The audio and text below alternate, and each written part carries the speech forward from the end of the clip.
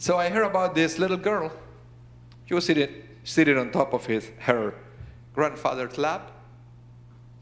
And she was touching his face and noticed all wrinkled. And then she was touching her face.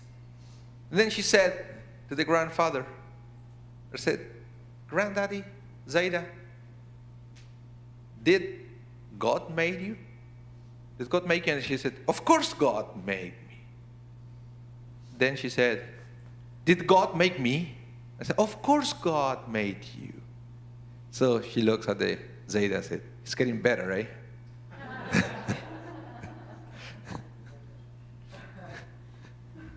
I want to talk to you today about back to start. Back to start. And I gave you the hint at the beginning, yes. That what is the inspiration for today's sermon? And there is something that it was, I was thinking about it as we were celebrating Simchat Torah. The fact that we celebrate every year that we are going back to the beginning of the Torah. And I realize that most of the times in human life, we don't celebrate the back to the beginnings. It's very, very unusual. It's, I don't know. I don't know how to say. Look, have you ever played a game, for example? And then you're playing the game, and then you are so into it, and you're winning, and then, you roll the dice, and then you go into one spot that says back to the beginning, back to start.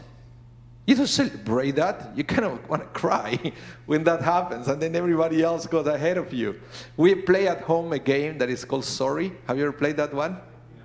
It's the meanest game I've ever played. Because basically when you get the card that says sorry, you can send somebody back to the start. And then when we play at home, we say it with kavanah. Sorry.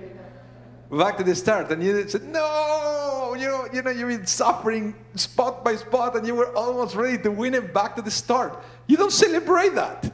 You complain about that, right? Let's say that you're at school, and you flunk the grade, and you have to go back to the beginning. You have to do it again. You don't celebrate that, right? It doesn't work like that. Or if you are, let's say, baking something. It took you 2 hours, and you messed up with the time in the oven with one ingredient, and then you have to go back to the beginning and to do it again. Would you celebrate that? I don't think so. But then for some reason, when we are finishing the Torah, and we have to go back to the beginning of the Torah, we do celebrate the fact that we go back to the beginning. And it was actually,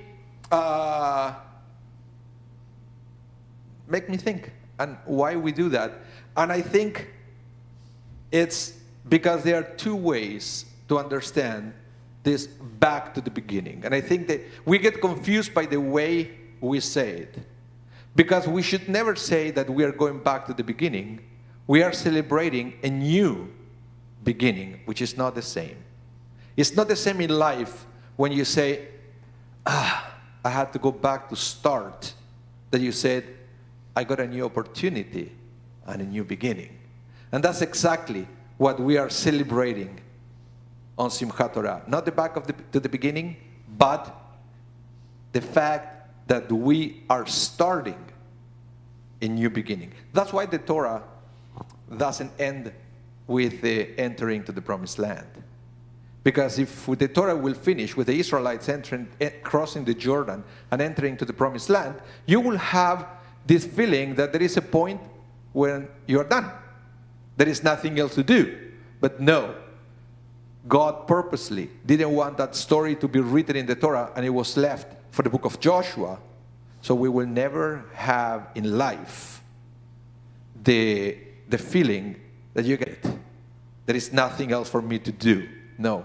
Every time you reach a goal, you have to understand that for you, for me, for everybody, that's a new beginning. So, when you're playing a game, sometimes it's not that you go back to start, but many times what happened is that you defeat the boss.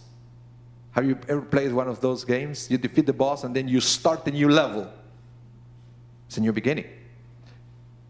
It's probably more complicated than the previous one, but now you have the experience of the previous level so you can make it on the new one. And at school, most of the time, it's not that we flunk the grade, we move up to the next grade, and then we have a new beginning. But in the kitchen, the same. You finish one recipe, hopefully, now you have better experience to start a new one.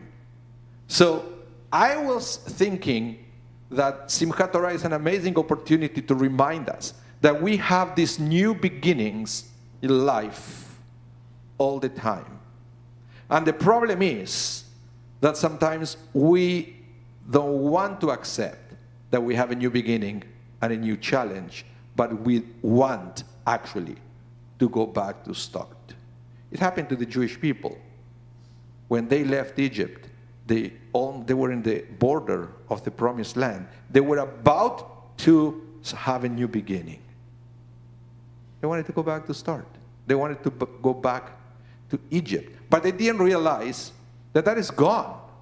It's something that never comes back.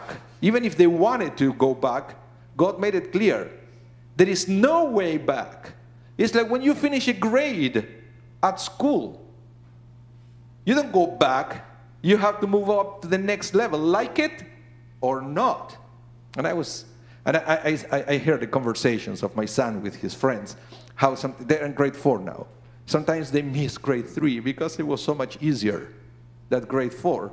But I would explain to them that it's supposed to present new challenges. And we have to realize that new beginnings are part of our life, and our goal is to embrace those new beginnings. The problem is that sometimes we spend our lives crying for things that they will never going to come back. Even if we want to go back, they're never going to come back. So the moment that we realize that there is no go back to start, that's the moment that we embrace the new beginning with the new challenges. Knowing that now we are not at the same place that we were before. We have more experience. We are better prepared. Every time we go back to the Torah, it's not that we read the same parsha the same way. I don't know if that happens to you. Because we go back to the beginning, to the Bereshit. But when I was teaching the class, I realized that I was understanding things that I didn't understand last year, or I didn't know last year. Yes, it's the same parsha, but I realized that myself and my students, we were reading it at a different level. So this is the Shabbat that reminds us that new beginnings are extremely important. It's very important for us to feel that we completed a goal, but also to understand that we should be ready to embrace whatever is next, because now we are better prepared, and now we have the opportunity to experience something new, something better, something more elevated. Shabbat Shalom.